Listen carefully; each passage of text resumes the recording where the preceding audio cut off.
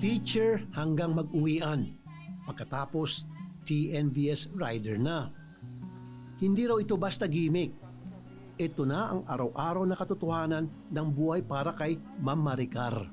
Mga ibang pasahero natutuwa na, uy, may babae, ganyan-ganyan. Ma'am, kagaling mo lang ng work, no?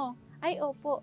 Opo, ma'am, kasi parang naka-uniform pa po ata kayo kasi po nakatakong pa po ako. Tapos naka-planchadong slacks po. Ma'am, ano po trabaho niyo? Mukhang sideline niyo lang po ito, ha? Ay, opo, kaka-out ko lang po. Ano po trabaho niyo? Teacher po. Ha? Yung teacher pa lang nagagayan. Opo, meron po. Ako po yun, sabi kong ganun. Alas 12 ng tanghali pumapasok sa eskwela ang kanyang mga anak. 15 minutos lang ang layo ng paaralan mula sa kanilang bahay. Pero 10 a.m. pa lang, naghahanda na sila. Papasok din kasi si Ma'am Maricar bilang grade 7 teacher sa isang paaralan na nasa Pasay pa. Nakatira po ako sa North Caloocan, dito po sa Kaybiga.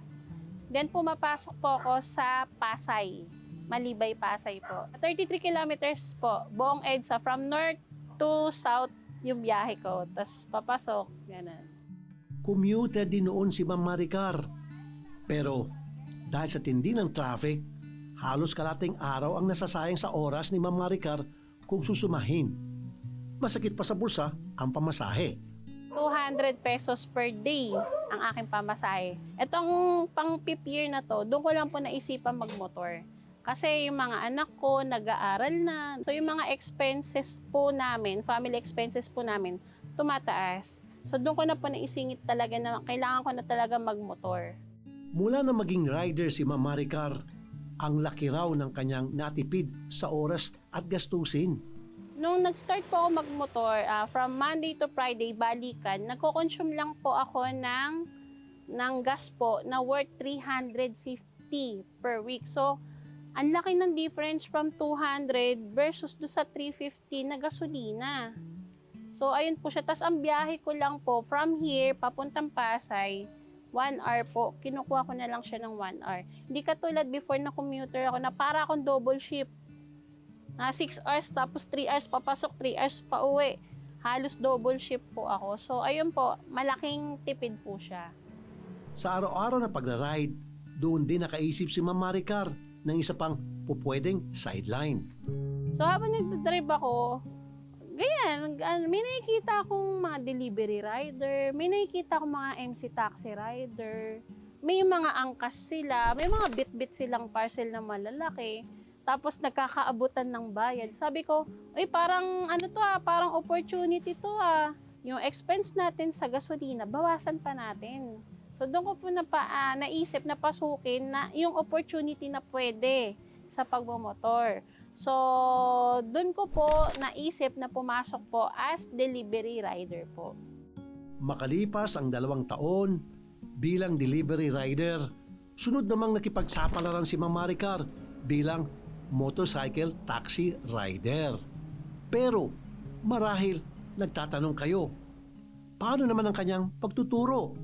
Pagmamalaki naman ni Ma'am Maricar, achieve pa rin niya ito. Kapag alam ko pong hindi po ako malilate, nagbabaon na po ako ng aking long sleeve na uniform. Change outfit ako dyan banda sa may baba. Sa may Along Mindanao Avenue kasi dito pag umaalis ako nakapang teacher attire ako eh. Pero pagdating dyan, nag-change costume na po ako. Tapos open ko yung cellphone ko, kuha ko ng booking. Ang tapos ng klase namin sa Pasay ay 6:50. So, alas 7, 7 to 8 to 9, rush hour po siya, 7 to 8. So, habang traffic, doon ko po ginagawa yung mga preparation ko po sa klase para sa kinabukasan or para sa pang isang linggo. Kung may number 1 supporter man daw ngayon si Ma'am Maricar, yun ay walang iba kundi ang kanyang mister na si Alfred. Team leader si Alfred sa meat section ng isang grocery.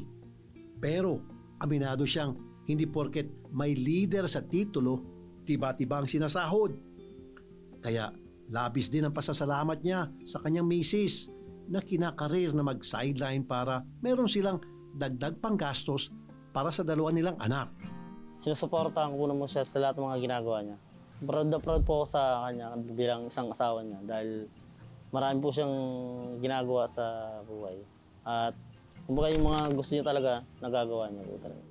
Yun nga lang, gaya na marami sa mga nanonood ngayon, hindi makapaniwala si Alfred sa napiling sideline ng kanyang asawa.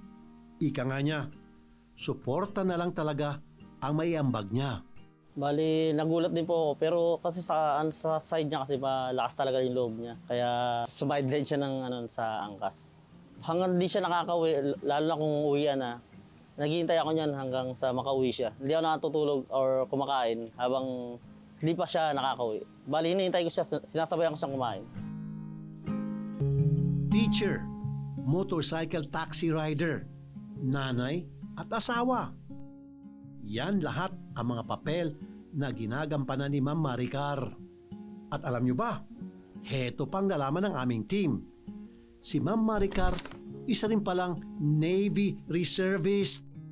At maliban sa pagtuturo, isa rin siyang estudyante na kasalukuyang tinatapos ang kanyang master's degree. Masteral ko po every Saturday po. Monday to Friday na lang po ako bumabiyahe sa MC Taxi. Sabado dito sa bahay, masteral. Pero minsan din kasi may mga patawag sa kampo. Kasi Navy Reservist din po kasi ako. So, ayun po, may patawag sa kampo. Minsan nagjo-duty kami sa camp. Minsan Saturday after ng klase ko, nasa Camp Aguinaldo kami, may patawag, may gagawin. Pero isang bagay ang sinisiguro niya. Ang araw ng linggo, dapat masulit na nasa bahay lamang siya. Sunday po, nandiyan na po yung, anak, may mga assignments ba kayo? Gawin na natin. Parang, yung gawaing bahay, inaano ko din sa kanila kasi na matuto sila sa gawaing bahay at young age. So, at young age, nagiging namin yung gawaing bahay na kung saan nagiging bonding din namin. At the same time, natututo din po sila. Ayun po, tas sa asawa ko, ayan, bonding namin ng asawa ko, maglalaba siya, ako naman taga-sama, mga ganun po.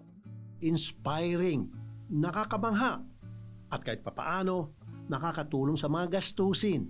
Ngunit, aminado si Ma'am Maricar, sa edad niyang 33 years old, may mga pagkakataong nakakaramdam din siya ng sobrang pagod. Subalit, bawal sumuko. Sobrang hirap po. Kasi sa school pa lang magsaway ka sa isang classroom, 60, ilang section ng hawak ko, 4-5.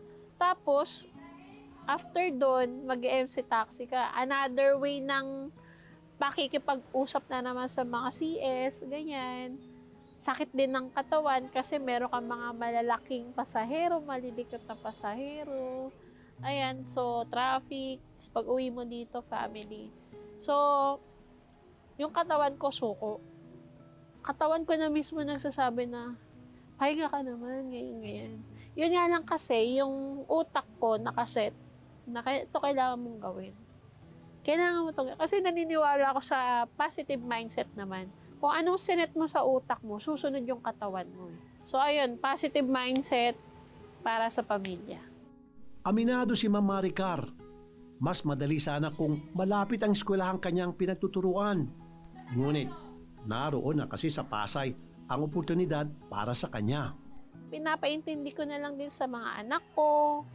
Teacher 2 na kasi ako doon. So kapag lumipat ulit ako ng ibang division, back to simula na naman ako. Sayang naman yung mga na-aral ko na. Nang tanungin ng aming team kung ano ang kanyang ultimate dream, walang kaabog-abog ang sagot ni Ma'am Maricar. Para akong lagari. Ayun po, kasi dahil sa may kakulungan ka ng budget, kailangan mo lumagari. So, yung ultimate dream ko, sana yumaman ako. Walang masama sa pangarap na yan. Basta, walang ibang taong natatapakan. Kaya, kami sa kapatid mo, yan din po ang pangarap namin para sa inyo.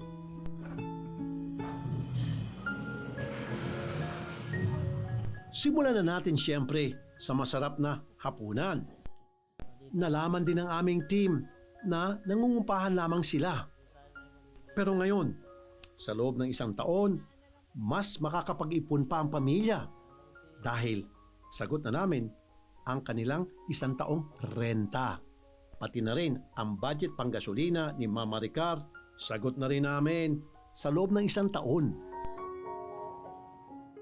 Senator Ravi, hindi ko po expect kasi po napapanood lang po kita sa TV, sa Facebook. Tapos ngayon, ako na po mismo yung tinutulungan niyo.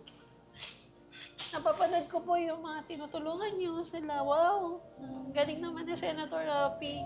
Hindi ko in-expect na darating ang isang ako naman po yung matutulungan.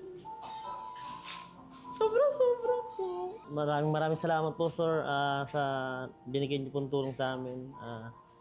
Hindi ko po expected na makakatanggap po kami ng ganito. Nagpapasalamat po kami sa inyo, sir. Thank you. Maraming salamat po. Maraming salamat po. Pero hindi dito natatapos ang aming pagtulong sa isang bayaning teacher. Gusto namin na talagang matupad ni Ma'am Maricar ang kanyang pangarap. Kaya naman, siyempre, tinanong na rin namin mismo ang kanyang mga employer kung anong career path ang pwede niyang tahakin. Pwede naman siyang mag-apply mismo sa Caloocan. Hindi na niya kailangang pumunta from her house in Caloocan papunta sa Pasay. Meron naman tayong mga item siguro sa Caloocan na pwede niyang applyan para matransfer siya, una, teacher 2 to teacher 2, or pwede naman kung ang kanyang mga requirements ay kumpleto, pwede na siyang mag-transfer na magiging teacher 3 siya. Transfer lang naman ito. So, ibig sabihin, dala-dala niya yung item niya na teacher 2, magta-transfer lang siya ng division office or ng school. Konkreto yon na tulong na pwedeng ibigay ng DepEd. Teacher Maricar, kayo po ay bayani. Tuloy-tuloy lang po natin yung pagtuturo natin sa mga future leaders at sana po na makatulong po yung angkas sa pagpaganda ng buhay niyo rin po. So maraming salamat po na napili niyo kami. Kung meron po tayong problema sa angkas, sabihin niyo lang po sa amin at lagi kami nandito para ma-champion yung mga karapatan ng ating mga kagulong. Kasama na po kayo sa Angkas family. Thank you very much. God bless and always ride safe.